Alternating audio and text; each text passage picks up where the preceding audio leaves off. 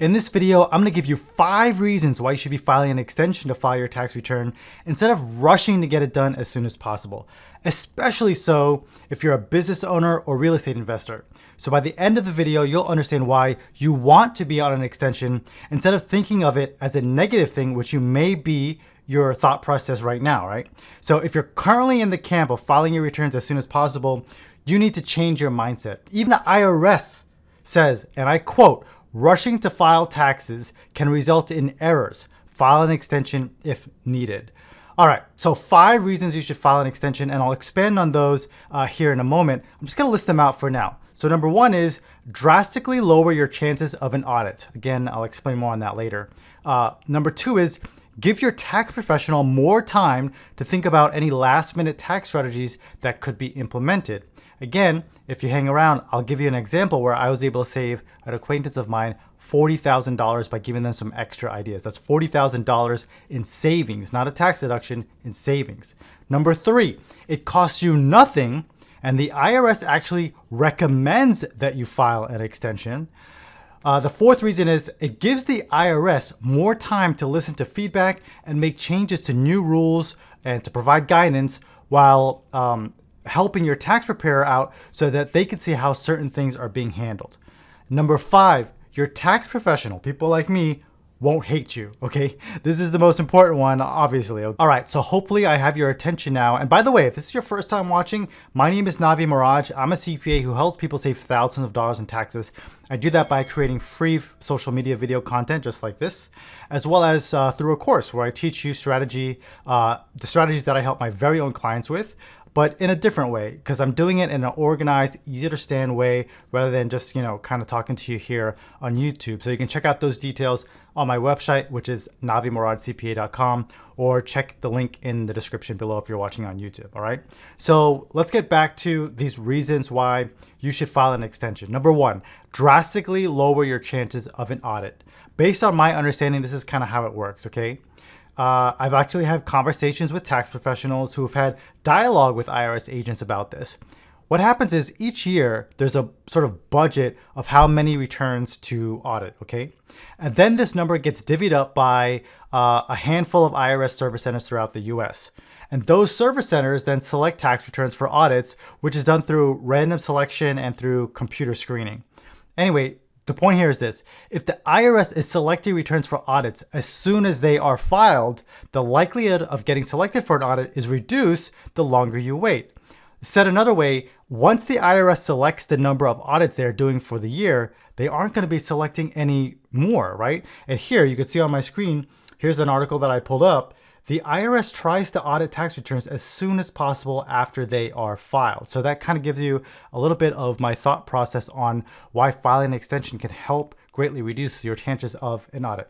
Now remember, filing an extension doesn't give you more time to pay your taxes. They are still due, but it gives you more time to file the tax return. So work with your tax professional, file your extension along with an estimate, pay an estimate of how much you may owe, and then you'll be good to go. All right, reason number 2, gives your tax professional more time to think about last-minute tax strategies that could be implemented. Okay, so if you're rushing your tax professional to prepare your return, they are less likely to suggest tax strategies that you can take advantage of.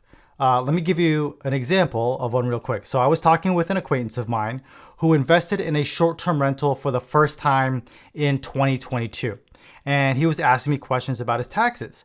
Well, during this conversation, I was like, hey, have you ever heard of a cost segregation study? And this guy had researched a lot of stuff. He was like, yeah, I've heard of that term. I've read it in these books that I've been looking at, but I don't really necessarily understand how it applies to me.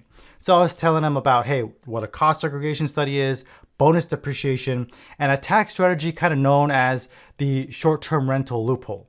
So anyway, fast forward a few weeks later, and we got the results back from the analyst who performs the cost segregation, and it's going to save him like a little bit over $40,000 in taxes. Again, that's not a $40,000 deduction that he's getting. That's actually $40,000 that he's going to get as a refund because he actually already paid into the system. He's a high paying or high W-2 earning job. He's actually going to get a refund of 40 grand that he was not counting on. And actually, when I spoke to him, he was actually expecting to probably pay about $12,000 when he filed his tax return, because that's what had happened last year. Okay.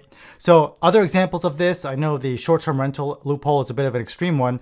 Other examples of this could be a SEP IRA, or even a solo 401k for your business, which, by the way, as a new rule, can now be set up after the tax year is over, and you can still make the employer portion of the contribution to the 401k plan. Another example would be a late S-Corp election strategy. So that could be something else that a tax professional could do if they've got the time to kind of look at your numbers. If you don't know what that is, a late S-Corp election, I've got a video about it on YouTube and you can learn about it there. The third reason, let's get to that one, okay? It costs you nothing and the IRS actually recommends it, okay? I kind of pull it up on my screen, but it doesn't cost you anything to file an extension. And yes, the IRS actually recommends that you file an extension if you need more time to file.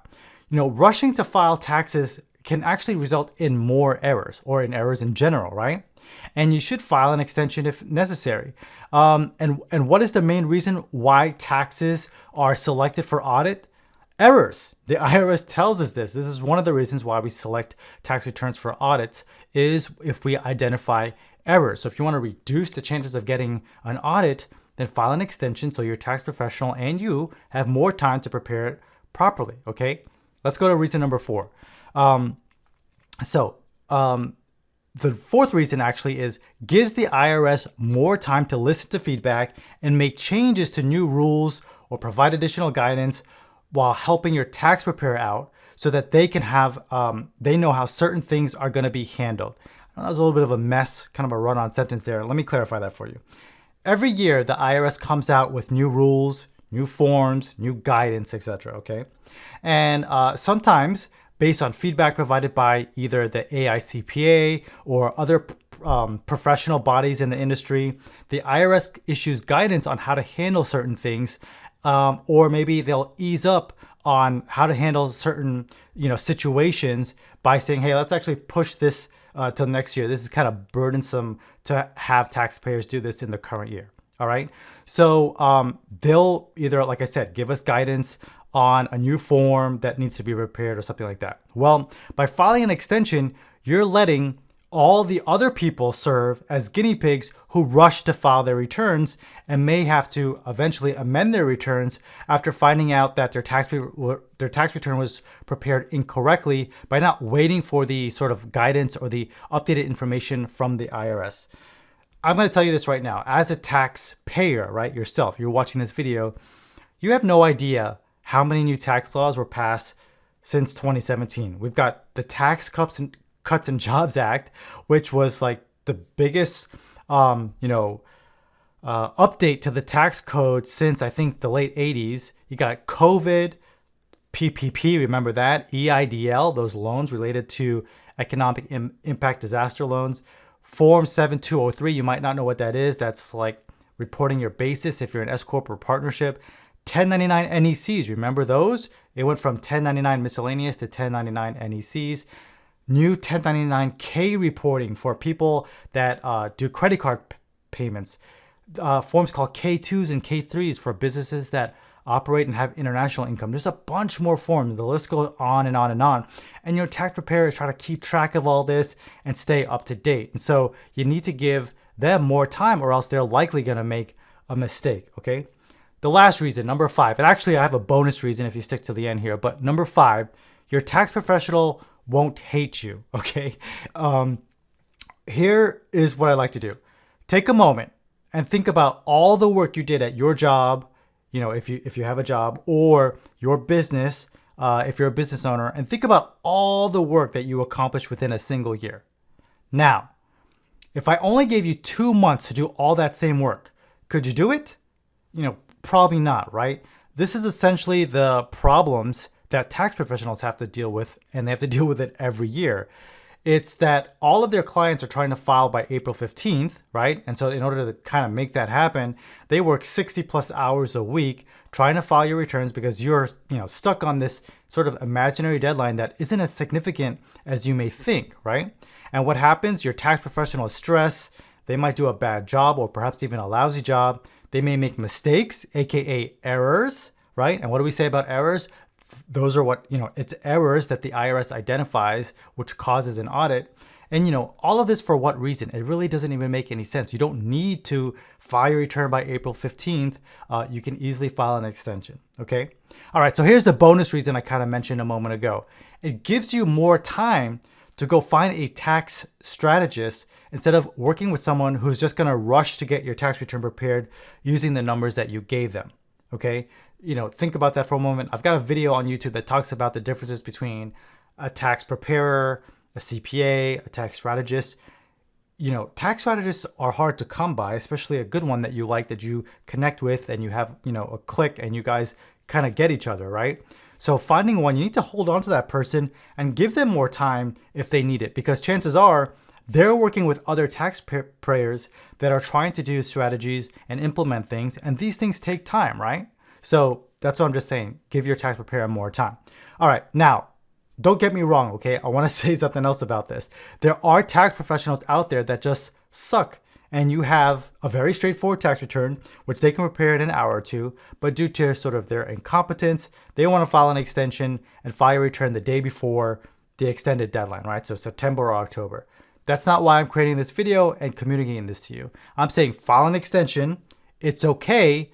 Nothing bad is going to happen. So with that said, I hope you learned something by watching. And if you're watching on YouTube, you can learn more about that sort of late S-Corp election, the short-term rental loophole I mentioned, the difference between tax preparer, CPA, tax strategist. There's videos all over my YouTube channel that will talk about these different things. So watch those videos. They should be popping up on your screen here in a second. And I'll see you either in the course or in the next video.